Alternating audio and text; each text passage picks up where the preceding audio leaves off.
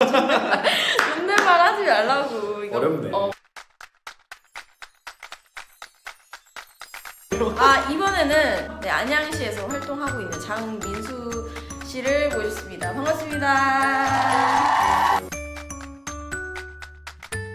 오늘 컨셉이 반말이기 때문에 너의 소개를 부탁한다. 전 안양에서 이제 청년 단체 만들어서 청년들이 원하는 게 뭘까, 또 안양이 어떻게 하면 청년들이 더 상주하고 살기 좋은 도시가 될까를 항상 고민하고 그렇게 살고 있습니다. 네. 어떻게 갑자기 통일까지 관심을 갖게 되면서 여기에 참여하게 됐니? 이제 20대 후반으로 들어들고 있는데 통일에 대한 어떤 생각을 하는 마지막 세대라고 생각을 해. 정말? 왜냐면 이제 뭐 초등학교 저학년 때 이제 김대중 대통령이 그치. 평양 가서 뭐 하고 어렴풋이 기억이 나는데, 그래서 나는 개인적으로 어렸을 때 군대를 안 갈 줄 알고 있었는데 아주 허황된 꿈을 꿨구나. 근데 어쨌든 나는 그런 정도의 기억은 있지만 이제 20대 초중반을 지난 친구들은 사실 그 정도의 통일에 대한 생각도 나는 지금 안 하고 있다고 생각을 하고 환경이 안 됐다고 생각을 하거든. 그나마 그들하고 소통을 할 수 있는 20대 후반에 접어든 사람으로서 그들에게 어떻게 통일에 대한 거를 좀 더 알려주고 통일이 남의 나라 이야기가 아니라 우리한테도 이제 눈앞에 있는 문제고 우리가 항상 고민을 해야 하는 문제라는 거를 좀 알려주기 위해서 말을 하다 보니까 여기까지 오지 않았나. 오늘 어떻게 보면 주제는 사실 개성공단이라는 주제야. 그래서 민주평통 청년자문위원으로서 개성공단에 대해서 어떤 생각을 가지고 있는지 나는 궁금해. 내 개인적인 생각은 개성공단은 당연히 필요하다고 생각을 하고 단순히 그냥 상대적으로 싼 노동력을 쓰면서 경제적인 이윤뿐만이 아니라 평화의 어떤 완충지대 역할도 난 충분히 했다고 생각을 하고, 또 그걸로 인해서 북한의 개방을 이끌어내고 함께 이제 살을 맞대면서 소통하면서 여기도 우리와 똑같은 사람이구나, 그리고 말이 통하는 사람이구나 하는 정서적인 교류가 그나마 개성공단을 통해서 있었다고 생각을 하는데 그게 최근에 없어졌다 보니까 그런 게 좀 끊긴 게 좀 아쉽고 앞으로도 더 정상화뿐만 아니라 나는 더 확대를 했으면 좋겠다. 사실 진짜 궁금한 게 우리 오늘 여기에 30%나 청년을 뽑았다고 하지만 진짜 거의 청년을 씻고도 진짜 사실 찾아볼 수가 없잖아. 나도 사실 오늘 진짜 피 같은 연차를 내고 여기에 왔단 말이야. 진짜 너의 그런 친한 친구들 있잖아. 개성공단이나 이런데 관심이 있니? 관심이 없고 사실 개성공단에서 부정적인 생각을 가지고 있는 친구들도 굉장히 많고 막말로 개성공단을 통해 그 돈으로 인해서 북한이 미사일을 만들고 결국엔 도발하고 이러지 않느냐라는 오해를 하고 있는 친구들도 많기 때문에 힘든 측면이 있지. 자문위원으로서 어떤 역할을 할 수 있을까? 일단 진실을 알려줄 수 있는 좀 매개체가 있어야 된다고 생각을 하고 이게 왜 더 있어야 되는지, 이게 왜 애초에 생겨났었는지 좀 진정성 있게 차근차근 설명을 한다면 청년 자문위원으로 있는 이유가 다 성립되지 않을까. 진짜 굉장히 어려운 일인 것 같아. 어떻게 보면 그렇게 오해를 풀어주고 우리가 그들을 어떻게 보면 설득을 해야 되잖아. 어떻게 보면 나는 이제 부천시에 있고 너는 안양시에 있지만 서로 각자의 위치에서 열심히 해보도록 하자고. 알겠지? 파이팅! 파이팅! 파이팅!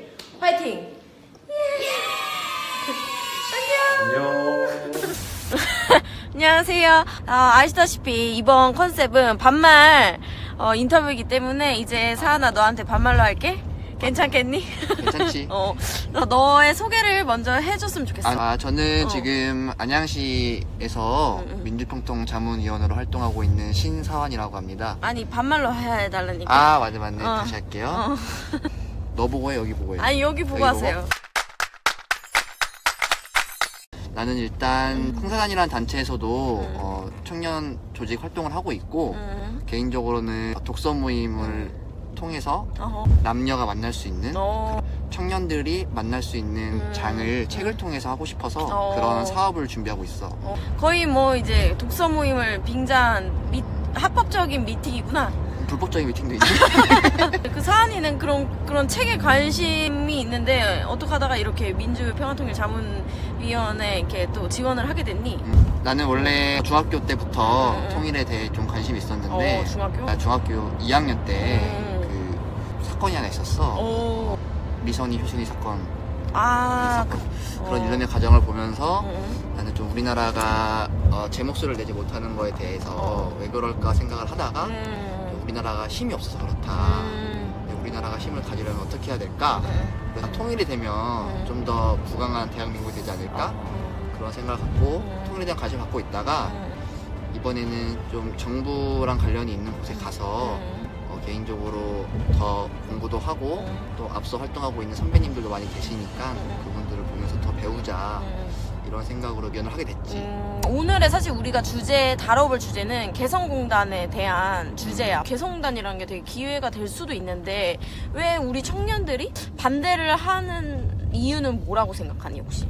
나는 일단 기본적으로 반대를 한다기보다는 관심 자체가 없다고 생각하거든. 요즘 청년들이 사회적 이슈에 대해서 많이 관심을 가질 수 없는 구조잖아. 그치. 본인의 삶이 바쁘고 취업 문제라던가 다양한 문제들이 있어서 개성공단으로 한정을 한다 그러면 일단은 기본적으로 북한에 대한 좀 반감 때문이지 않을까. 우리 기업만 하는 게 아니라 북한과 함께 하는 거기 때문에 북한에 대한 이해나 그런 교육이 좀 부족한 면이 있는 것 같고 내일은 아니다라고 생각할 수도 있을 것 같아. 우리나라 사람들도 일자리가 부족한데 청년들도 근데 거기를 북한 주민들이 함께하고 있는 거니까. 만약에 개성공단이 재개가 된다라고 했을 때 나에게 있어서 어떤 변화가 일어날지 뭐 어떤 영향을 끼칠지 혹시 생각해 본 적 있니? 나 전에 국가적 차원이나 우리 평화적 차원에서도 서로 안정, 신뢰 이런 게 더 쌓이다 보면 국가 간의 관계도 좋아지고 그러다 보면 그게 이제 내 삶에도 영향을 미칠 거라고 많이 생각을 하지.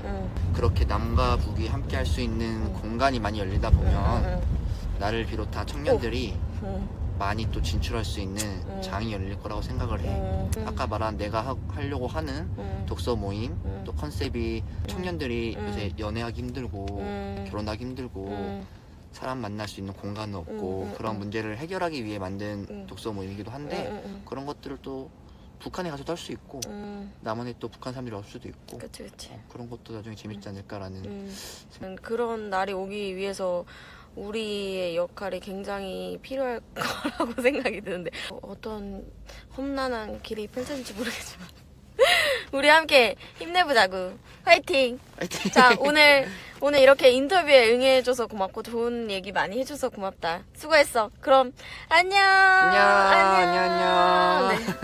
오빠 수고하셨어요. 수고하셨습니다. 그래서 너는 어떻게 개성공단에 대해서 생각을 하고 있니? 개성공단 빨리 열려야 되고 정말 거긴 지혜의 땅이고 우리 남과 북보다 함께 잘 살아갈 수 있는 곳이기 때문에 속히 관계가 더 개선돼서